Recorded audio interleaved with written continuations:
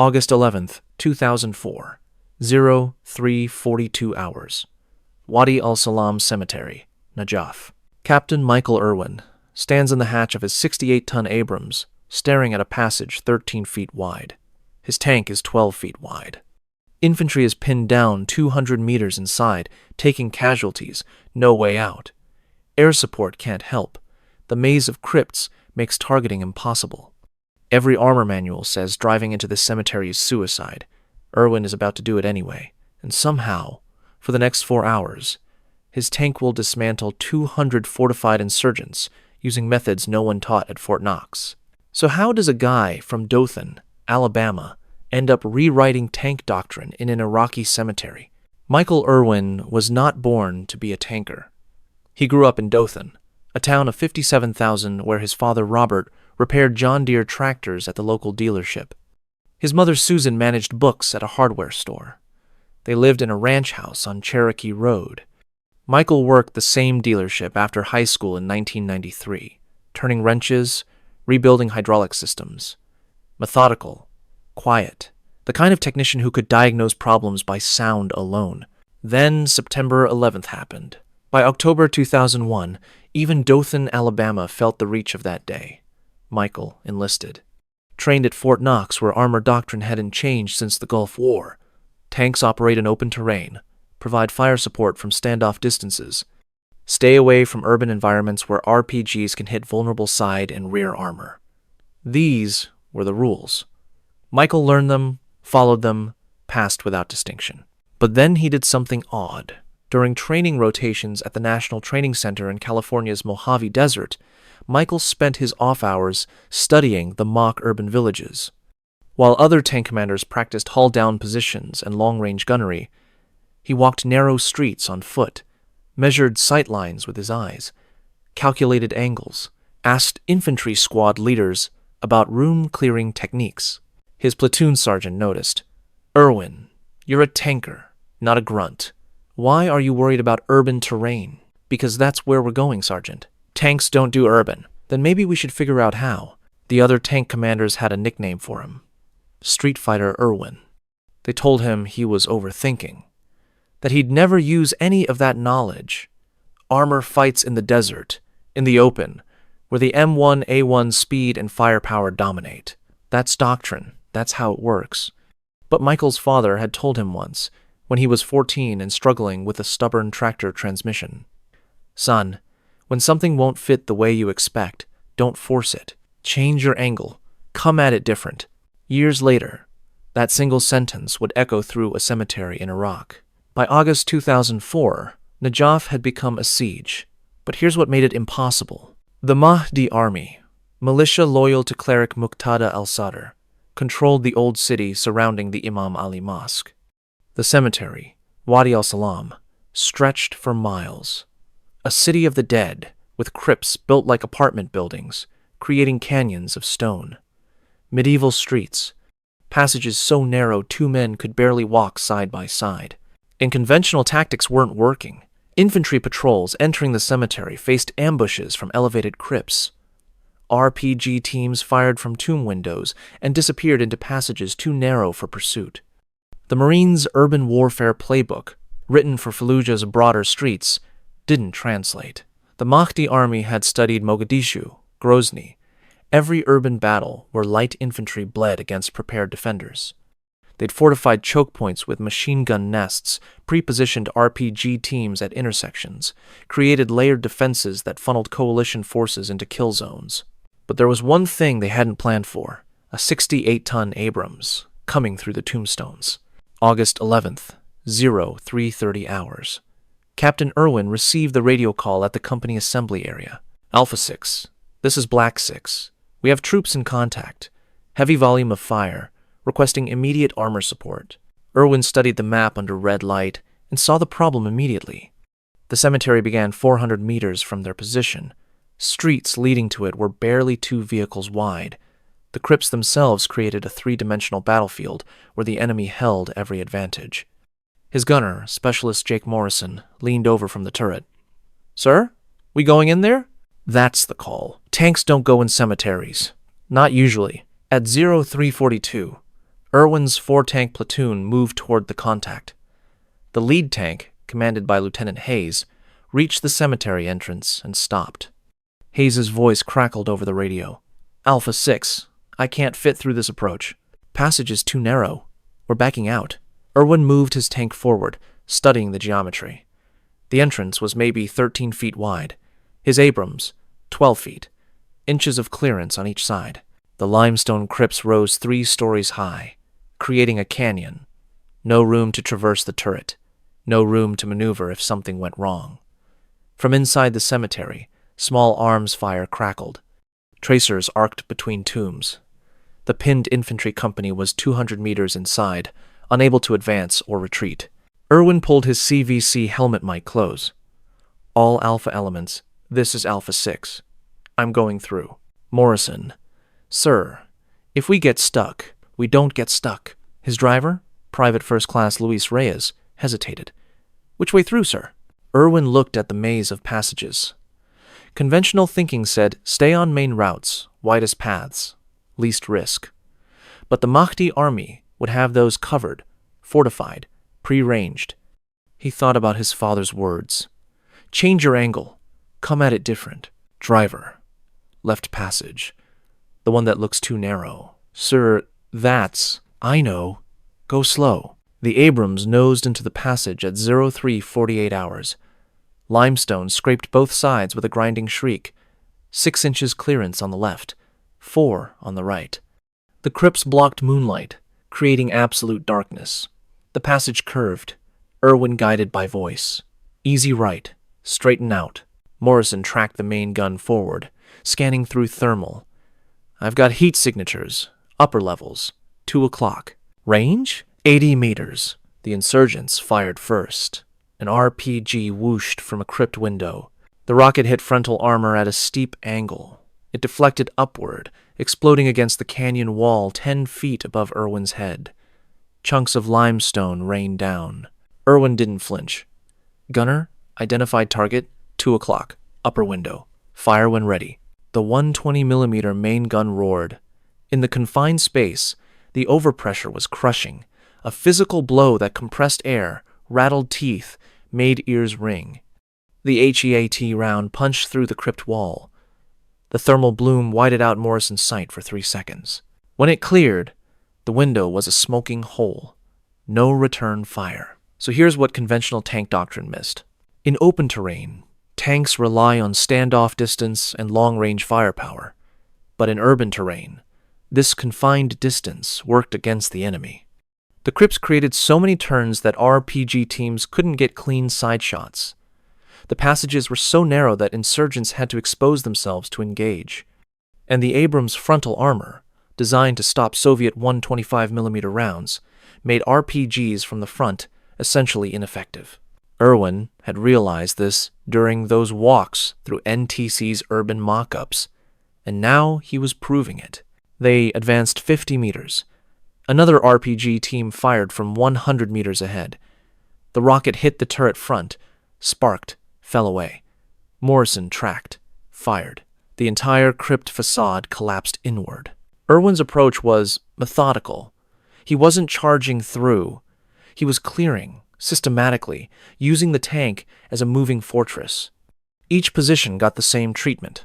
Identify through thermal. Engage with 120mm or 50 cal. Advance to the next intersection. Repeat. The Mahdi fighters had prepared for everything except this. They expected infantry they could pin down and mass fire against. Instead, they faced a target they couldn't hurt and couldn't escape. Their fortified positions, second and third story crypt windows, intersections with pre-positioned firing points, were designed for defense in depth against dismounted forces. Against a tank moving at 3 miles per hour, absorbing RPG hits without effect, those same positions became death traps. At 0412, Irwin reached the first major intersection. 4 passages converged. The thermal sight showed heat signatures in 3 directions. "Sir, we've got multiple contacts," Morrison reported. "I'm seeing 8? No. 12 fighters moving between crypts. Main gun forward passage. 50 cal right side. I'll take left side with the coax." The coordinated engagement lasted 34 seconds. Morrison fired the main gun into a fortified crypt 150 meters ahead. The round punched through limestone, through interior walls, exited out the back. Irwin raked the left passage with a coaxial M240 7.62mm rounds sparking off stone, suppressing movement. Davis, the loader, spotted an RPG team trying to flank from a collapsed wall. RPG team, 9 o'clock low. Irwin swung the 50 cal, fired 3 round bursts. The heavy machine gun tore through wall remnants. The RPG team scattered. But then Irwin did something that violated every doctrine about urban operations.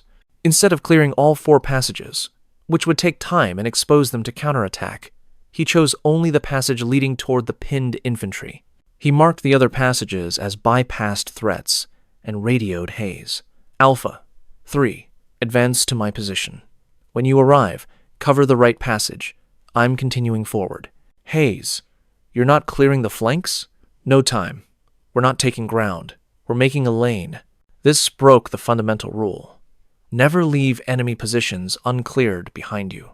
But Irwin understood something doctrine didn't account for. The Mahdi fighters weren't a conventional force with command and control. They were independent cells. If you bypassed them, they didn't regroup and counterattack. They melted away, confused about what to do when the expected battle didn't happen. By leaving Hayes' tank to suppress the bypassed passages, Irwin created a moving corridor. The 4 tanks moved in sequence, each covering an intersection while the lead tank advanced. It was mechanized leapfrog through a 3-dimensional maze. At 0429, they reached the pinned infantry, Charlie Company, 2nd Battalion, holed up in a large mausoleum complex. Captain Rodriguez ran to Irwin's tank. Jesus Christ, I didn't think tanks could get in here. Neither did they. Irwin pointed to the crypts around them. Where's the heaviest contact? North side, 100 meters. Machine gun nest in a 2-story crypt, elevated position. We can't get an angle without crossing open ground. Irwin repositioned his tank, backing up 20 meters to get an angle. The passage was so narrow that Reyes had to make a 7-point turn, scraping both sides. When they had the angle, Morrison acquired the target. Identified. Range, 94 meters. Fire. The HEAT round hit the crypt's 2nd floor dead center. The explosion collapsed the entire structure inward. For 3 seconds, there was only dust and debris. Then silence. Rodriguez's infantry moved. They crossed the open ground, secured the position, found 3 bodies in the rubble and a PKM machine gun destroyed beyond use. At 0445, Irwin advanced toward the 2nd fortified position. The insurgents had learned. They waited until his tank entered a natural choke point, a passage between 2 massive mausoleums, then hit him from 3 directions simultaneously. RPGs from front and both flanks. The frontal shot deflected. The right side shot hit at such an extreme angle it skittered off the turret. The left shot hit the rear deck. Smoke poured from the engine. Reyes. Sir, we're hit rear left. Fuel fire. Loader, activate suppression system. Davis hit the halon system. White vapor flooded the engine compartment, smothering the fire in 2 seconds. But they were still in the kill zone, and now the insurgents knew the tank was vulnerable from behind. Reversing would expose the damaged rear deck. Sitting still made them a stationary target. The only option was forward, into the ambush. Driver, combat speed, straight ahead. Sir, we don't know what's in front of. Forward. Reyes slammed the throttle. The Abrams surged forward at 15 miles per hour. The tank's mass, 68 tons, accelerating, became a battering ram. They hit a barricade the insurgents had built. Sandbags, rubble, a burned-out car. The Abrams plowed through like it wasn't there. The car flipped, crushed beneath the treads. The impact threw everyone forward against restraints. They burst into an open courtyard, maybe 40 meters across. 6 insurgents scattered. Morrison traversed right. Multiple movers. Coax, engage. The M240 cycled through 100 rounds in 8 seconds. 2 insurgents fell. The others dove into crypt entrances. Sir, I've got a technical. 12 o'clock, 200 meters. Morrison had spotted a Toyota Hilux with a DK heavy machine gun mounted in the bed. The DK opened fire first. 12.7mm rounds hammered the frontal armor. Sparks flew. The sound was deafening. "Sabot loaded," Davis called. "Fire." The sabot round, a depleted uranium penetrator traveling at 1,750 meters per second, hit the Hilux dead center. The truck didn't explode cinematically. It simply ceased to exist. The penetrator punched through the engine block, through the cab, through the machine gun, and kept going. The truck collapsed into flaming wreckage. Irwin checked his watch. 0503 hours. They'd been in the cemetery for 75 minutes. His radio crackled, Hayes reporting that the other 3 tanks had secured the passages behind them, and infantry was flowing forward through the cleared route. One more position remained. The Mahdi command element, barricaded in a large mausoleum complex near the cemetery's northern edge. At 0521, they approached the final position. This mausoleum was different, ancient, built like a fortress, with thick walls and a domed roof. The insurgents had created a strongpoint here, with firing ports cut into the walls and prepared positions covering all approaches. Irwin circled the structure, studying it through binoculars. And then he saw something. The main entrance faced east, a massive wooden door bound with iron, probably 400 years old. Destroying it would be sacrilege. But the mausoleum's corners showed structural weaknesses, newer repairs where modern cement had replaced original stonework. "Gunner, see the corner? 10 o'clock? Where the cement patch is?" Morrison zoomed the thermal sight. "Got it. That's our entry point. Load HEAT. Sir, we're going to breach through the wall? Cement's weaker than limestone. We punch through, create an opening. Infantry can enter there without damaging the historic entrance." It was a kind of tactical problem-solving that came from thinking like a mechanic, not a warrior. Irwin saw the structure as a mechanical problem. How to create an opening without destroying the whole thing. The corner was the weak point. Fire. The HEAT round hit the cement patch. The explosion blew a hole 5 feet wide. Before the smoke cleared, Rodriguez's infantry was moving, stacking up on the breach. They entered. Small arms fire erupted inside. Brief, furious, then silence. Rodriguez emerged 3 minutes later. 12. Captured. Found documents, maps, radio equipment. This was definitely a command post. Irwin nodded. His hands, which had been gripping the 50 cal for 2 hours, were cramping. He released them slowly, flexing his fingers. They were blistered, bleeding from constant vibration. His shoulder ached from being thrown against the hatch rim. His ears rang despite hearing protection. But the cemetery was secure. The lane was clear. Casualties among Charlie Company during the link-up and final assault, 0. Enemy killed, estimated 31. Enemy captured, 18. Friendly armor losses, 0. Though Irwin's tank would need a new fuel cell and several sections of reactive armor. As dawn broke at 0612 hours, Irwin stood in the commander's hatch, looking back at the route they'd carved through the cemetery. Smoke rose from a dozen positions. Iraqi police were moving in, securing crypts, treating wounded insurgents. Lieutenant Hayes pulled his tank alongside. "Sir, I've been in tanks for 7 years. Never seen anyone do what you just did." Irwin didn't respond immediately. He was thinking about the risks. Every moment where one bad decision, one wrong angle, one lucky RPG shot could have killed his crew. About the sacred ground they'd fought through. About whether there had been another way. Finally, we did what we had to. The infantry needed a path. We made one. 4 hours later, the battalion commander arrived to tour the cemetery. He walked the route Irwin's tank had taken, studied the tight passages, the impossible angles, the evidence of the engagement. He called Irwin over. "Captain, I'm not sure whether to recommend you for a medal or a court-martial. You violated every armor doctrine I know." "Yes, sir. You put a 68-ton tank through terrain explicitly forbidden in our TTPs." "Yes, sir. Why?" "Because the doctrine was written for different terrain, sir.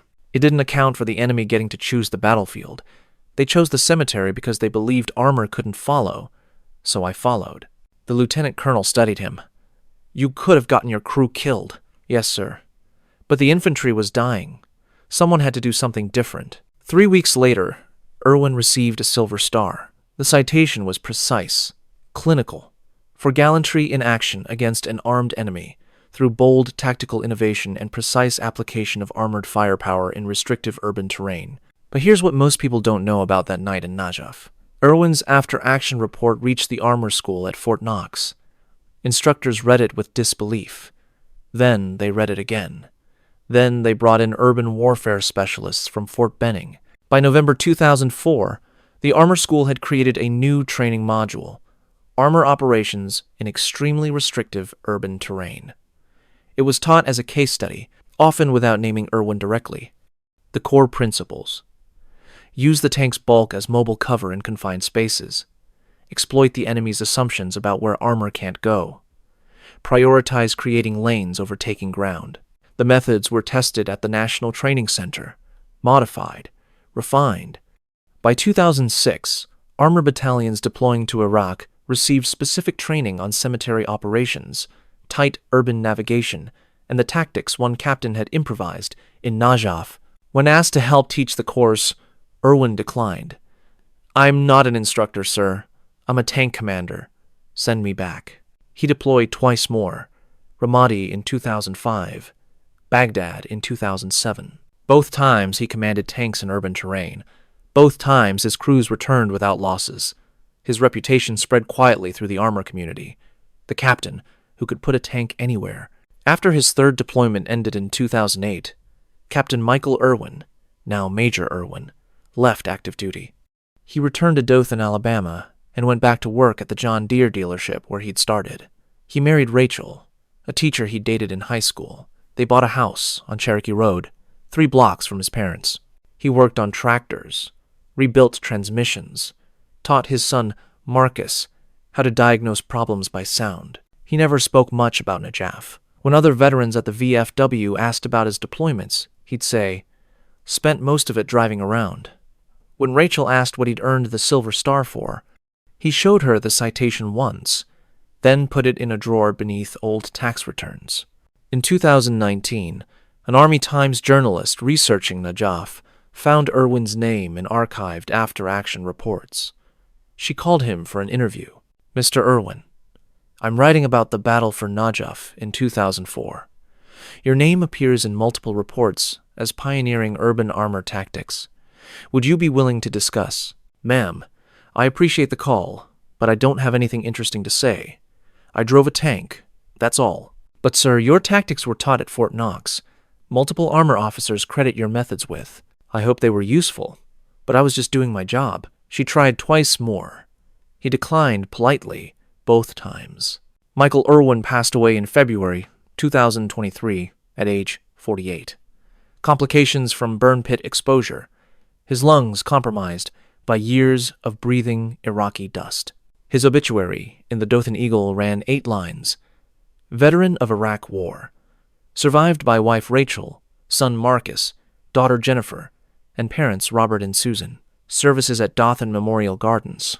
The obituary didn't mention the Silver Star, didn't mention Najaf, didn't mention that armor tactics taught at Fort Knox traced directly to one night in a cemetery. At his funeral, 7 members of his old tank crews attended: Morrison, Hayes, Rodriguez, and others who'd served with him. They stood together, separate from the civilian mourners, saying little.